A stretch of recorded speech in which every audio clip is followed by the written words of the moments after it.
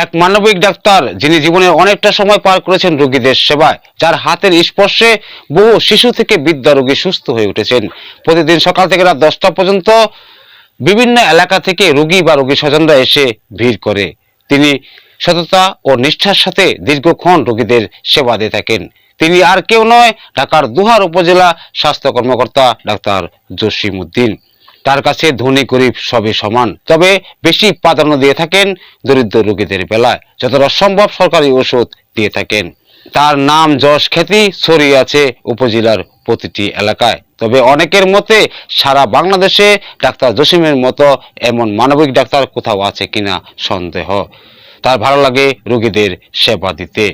এমন ডাক্তার যদি দেশের প্রতিটি উপজেলায় একজন করে থাকতো, তবে দেশের প্রতিটি সরকারি হাসপাতাল ঢাকার দোহারের মতো ডিজিটালের তালিকায় উঠে আসতো।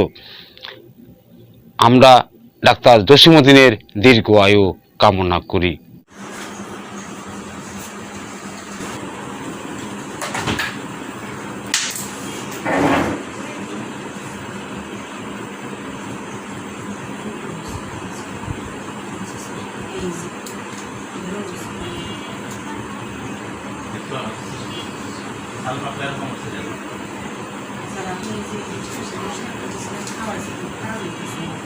আমাদেরই ছিলেন ডাক্তার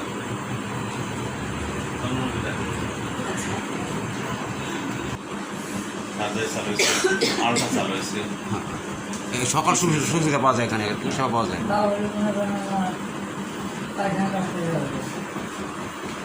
আপনার ওখানে দেখানোর পরে যদি কোনো অসুবিধা হয় আমার সাথে কথা বলেন।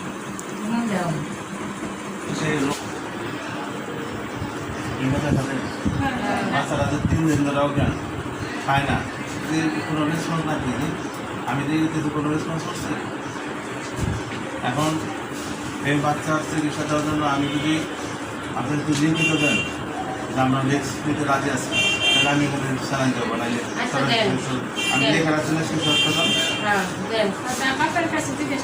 আপনি জিজ্ঞেস করেন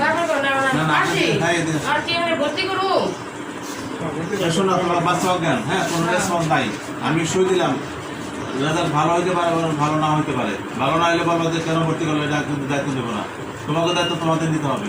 আমি চিকিৎসা দিতে পারি, মানে কোনো জ্ঞান নাই, রেসপন্স নাই। এখন ভাই আমার যেটা বাচ্চা এরকম ছিল, মানে সাদা চিকিৎসা করা এখন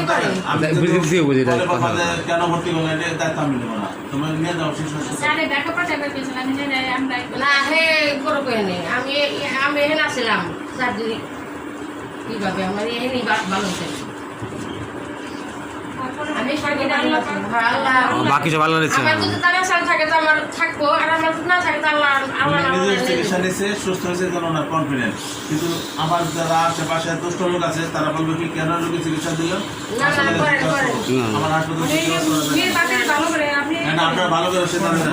এখন আমাদের এই কাগজের মধ্যে আপনি লিখে দেবেন